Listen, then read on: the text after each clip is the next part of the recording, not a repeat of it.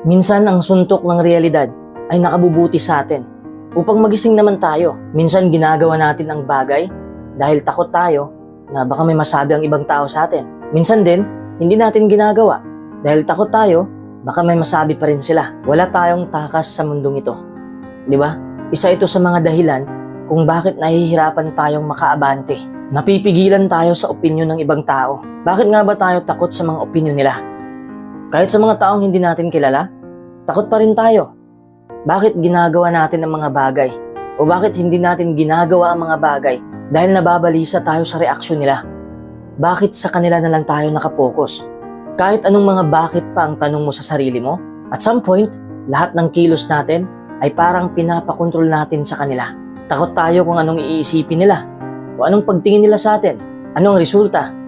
Hindi na lang natin gagawin ang bagay na gusto natin kasi takot tayo kung anong ibabato nila sa atin. Pero disclaimer lang, pwede tayong tumanggap ng opinyon sa mga taong pinagkakatiwalaan natin para naman malaman natin kung may mga mali ba tayo na dapat ituwid. Pakinggan natin ang mga opinyon na magtutulak sa atin pataas. Kaya nagpapasalamat ako sa mga kaibigan ko na tumutulong sa akin sa oras na wala akong alam kung paano gawin ang isang bagay. Pero paano naman kung ang opinyon ay galing sa ibang tao?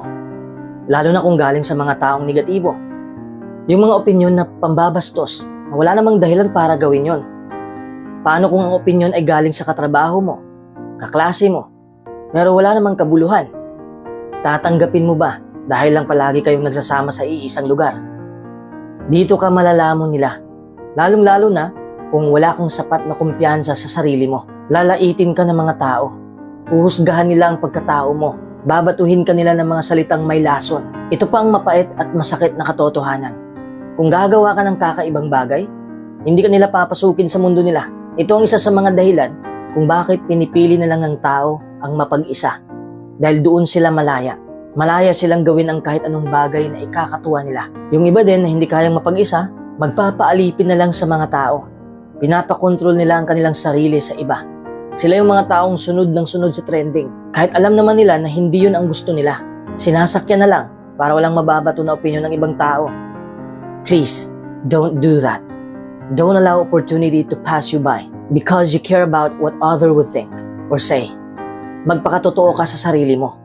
Gawin mo ang mga bagay na ikakasaya mo kahit hindi masaya ang ibang tao sa pinagagawa mo. Importante to dahil kaligayahan mo to. Wala ka nang pakialam kung anong reaksyon nila. Stop letting them control your life. Take back your power. May sarili kang panuntunan. Ilang beses na ba na hindi mo ginawa ang isang bagay dahil takot ka sa opinyon nila? Siguro ang dami na. Matanda ka na ngayon. May kaalaman ka na sa buhay. Dapat immune ka na sa mga negatibong salita ng ibang tao. Sa mundo natin, ang daming tao ang nagbabahagi ng negatibong opinyon. Kahit walang alam sa buong storya, nakabase na lang sila sa pisikal. Kapag may krimen na nangyari, kapag pangit, suspect na kagad. Kapag mayaman, ang hirap hulihin. Ganito na kalala ang mundo natin. Nakabase tayo sa panlabas na bagay. Lahat tayo ay may opinyon. At halos lahat ng opinyong yon ay negatibo. Kahit sa social media, ang mga tao ay nagpapaabot ng kanilang opinyon sa taong hindi naman nila kilala. The pool of negativity has grown larger and deeper. Kaya oras na para itigil na natin ang ganitong pag-iisip. Kaya ngayon ay may 7 gabay tayo upang mawala ang ating pake sa negatibong opinyon ng ibang tao. Para mamuhay naman tayo ng payapa. Number 1, hindi mo sila makukontrol. Ito ang tandaan mo. Hindi mo sila makukontrol. Hindi mo sila mapapatigil. Magpakabait ka man o magpakakontrabida ka, titirahin ka pa rin nila. Pero ito pang tandaan mo, ang negatibong komento nila ay refleksyon din ng kanilang pagkatao. Dito mo malalaman kung anong klaseng tao ang kinakaharap mo. Kahit na positibo na ang ibinahagi ko sa aking website at YouTube, may negative comments pa rin ako natatanggap. At hindi ko yun makukontrol kasi hindi ko hawak ang buhay nila. Hindi ko kontrolado ang bawat kilos nila. Hindi lang sa akin ito nangyari. Lahat tayo ay nakakaranas ng ganito sa iba't ibang paraan. People say cruel things about you. People say false comments about you. And they criticize you for many things regarding the way you look. Ang masakit pa, sila yung mga tao na hindi mo gaanong kilala o hindi mo talaga kilala. Pero alam mo, ang dahilan kung bakit sila ganyan ay dahil namumuhay sila sa pangit na mundo. Sa mundong walang kaligayahan.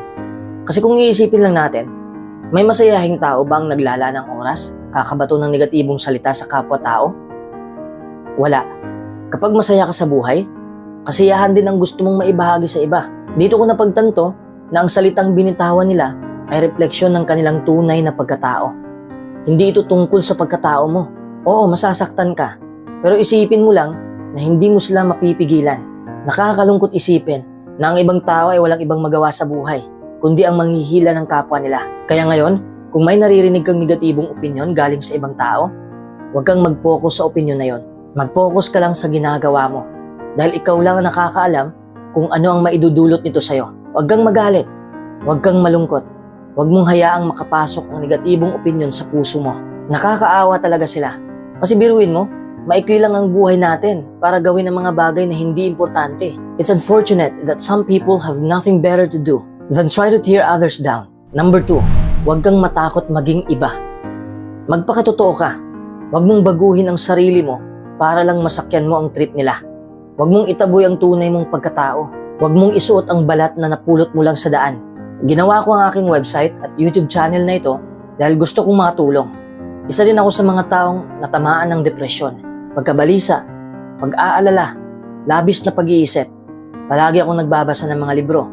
Malaki ang impact sa buhay ko ang pagbabasa. At kung ano yung natutunan ko mula sa mga librong yon, ay ibinahagi ko sa inyo. Dahil gusto kong tumatag pa kayo lalo. My goal is to be honest and transparent. Because this is the only way to truly connect with people. Kung bubuksan mo ang sarili mo, ibig sabihin na pinapalaya mo ang tunay mong damdamin. Para bang sinasabi mo na wala na akong pakialam sa opinion ninyo. Trust me, your life will change. Huwag mong maliitin ang sarili mo. Huwag mong maliitin ang kalayaan para sa sarili mo. Number 3, isa lang ang iyong buhay. When I was 23, na-aksidente ang kaibigan ko. Bago siya namatay dahil sa brain damage, sabi niya sa akin, sana ginawa ko ang lahat ng gusto ko. That's the biggest life lesson I've ever learned in my whole life. Sana ang kwento natin ay hindi magtatapos ng ganito. Kung darating na tayo sa huling hantungan, sana masasabi natin na handa na ako. Natapos ko na ang misyon ko. Kamatayan lang ang hindi natin matatakasan. Alam kong hindi ka komportable kung kamatayan ang pag-uusapan natin. Pero sinasadya ko to upang magising ka. Upang mapagtanto mo na isa lang ang buhay mo. Isa lang ang buhay natin. Walang buhay na mabibili sa mall. Kapag ididiin natin to sa utak natin, mas madali nating i-reject ang mga negatibong opinyon ng ibang tao. Bakit pa natin sasayangin ang ating atensyon sa mga bagay na walang kwenta? Isa lang ang buhay natin. Number 4, walang positibong resulta ang negatibong opinyon. Ano ba ang kinakatakutan mo? Ano ba ang pumipigil sa'yo? Oo, takot kang mahusgahan. Oo, takot kang makarinig ng masasakit na komento. Pero dyan ka na lang ba palagi? It's easy to get caught in a defense spiral when facing negative opinions. Kung palagi ka lang nakatuon sa opinion nila, wala ka nang natitirang opinion para sa sarili mo, para sa ginagawa mo. Sa huli, ikaw pa rin ang talo. Bakit?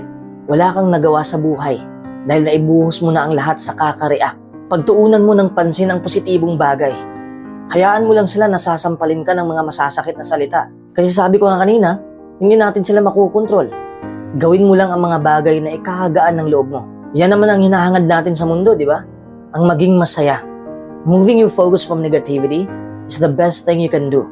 Patawarin mo na lang sila dahil hindi nila alam ang kanilang ginagawa. Nababalot lang din sila ng kadiliman at gusto nilang ipasa yan sa'yo. Alam ko na mahirap magpatawad sa mga taong paulit-ulit kang sinasaktan. But it is rewarding. Pinatawad mo sila dahil naunawaan mo na ginawa nila ito dahil may problema sila sa buhay. Ang negatibong opinyon ay bahagi ng realidad na kailangan nating harapin. Minsan ang opinyon na yon ay kasinungalingan at minsan rin ito ang makakapagpabago sa atin. Nangyari to sa buhay mo dahil may dahilan ang lahat ng to. Ang dami mo pang matututuhan sa iyong paglalakbay. At siguro yung negatibong opinyon ng ibang tao ang iyong stepping stone tungo sa pagbabago. Kailangan mo pang matutong magpatawad kung paano kontrolin ang emosyon at kung paano patawarin ang sarili mo kung ikaw din ay may nagawang mali sa ibang tao. Pero tandaan pa rin natin na may mga tao talagang mangmang. Huwag mong sakyan ang kamangmangan nila. May positibong resulta ba kung papatulan natin ang kamangmangan nila? Magiging masaya ba tayo kung gagawin natin yan? Napakalungkot isipin, di ba? Kung hindi natin nagawa ang gusto natin dahil hinayaan nating nakawin nila ang oras natin. Huwag mong pigilan ang sarili mo. Opinyon nila ay opinion nila. Number 5, ikaw na lang ang lumayo. Sabi ko nga na hindi natin makukontrol ang gawain nila. Tayo na lang ang lumayo. Kung naka-green light ba, ay tatawid ka? Siyempre, kung napapaligiran ka ng negatibong opinion, hindi ka ba tatakbo? Siyempre, tatakbo ka, di ba? Avoid those toxic people. Kung may mga taong hihilahin ka pababa, layuan mo sila. Napakatanga mo naman kung sasama ka sa mga taong yon. Remove yourself from the situation. Hindi mo sila mapipigilan sa gusto nila, pero mapipigilan mo ang sarili mo na mag-react sa ginagawa nila. Bigyan mo ng kabuluhan ang oras mo. Kung tatanungin niyo ako, may negative comments ako natatanggap sa ibang mga video. Mga komentong hindi makakatulong sa paglago ng channel. Then what I did is to ignore those comments. Kung papatulan ko pa ang mga komentong yon, mas madadagdagan ng puwersa ang negative energy ball. Pinagpatuloy ko lang ang pagsasalita at pagsusulat dahil dito ako nasisiyahan. And no one can take that happiness away from me. I continue to follow my passion. I choose to make positive decisions with my time. Dapat ganun ka rin. Sarili mo ang pinaka-importante. Sarili mo ang iyong kakampi sa mundong ito. Number 6, opinion lang na makakapagpabago ng iyong buhay ang tatanggapin mo. Minsan may mga negative comments or opinions na matututuhan din natin para bang nag-filter ka kung ano ang matimbang ng mga opinion galing sa kanila. Kung nakakatanggap ka ng negatibong opinion, huwag kang mag-react kaagad. Huwag mong seryosohin masyado. Huminahon ka muna upang makapag-isip ka kung may hatid bang kahalagahan ito. Magkaiba kasi ang negatibong opinion kung tungkol sa negosyo. Kung nakakatanggap ka ng negatibong opinion tungkol sa negosyo mo, ibig sabihin na may dapat kang baguhin. Kung tungkol naman sa pagkatao mo, alamin mo muna kung ang taong ito ba ay kilala ka. Kasi minsan may mga taong nanghuhusga kahit hindi ka kilala ng lubos. Yun ang masamang opinion. Number 7, huwag mo na silang alalahanin. Kahit gaano ka pa kaganda, katalino, kaseksi, kagaling, katalentado, hindi lahat magkakagusto sa'yo. Kung ang goal mo sa buhay ay pasayahin ang lahat, mawawala ka sa tamang landas. I'm not doing this video to please people, to make people praise me. I'm doing this because I want to wake you up from a dead sleep. Kaya huwag mong pilitin na gagawa ka ng bagay para lang magustuhan ka, dahil isa yung pinaka-imposibleng mangyari. Huwag mong ikulong ang iyong sarili sa maling paniniwala. Kung babaguhin mo ang iyong sarili dahil naniniwala ka na matatanggap ka nila, ikaw ang hindi sasaya sa desisyong yan. Di ba't napakasarap mamuhay na dala-dala mo ang tunay mong pagkatao? Napakadaling mamuhay na wala kang tinatago. Live free. Be kind to yourself. The more naaangat ka, the more natitirahin ka ng mga tao. Kapag handa ka nang harapin yon at wala ka nang pakialam sa mga yon, panalo ka na sa buhay. Mas madali mong makabig ang mga tao sa maliwanag mong mundo kung sinusuklian mo ng kabutihan ang kanilang kasamaan. Choose to smile in this painful world.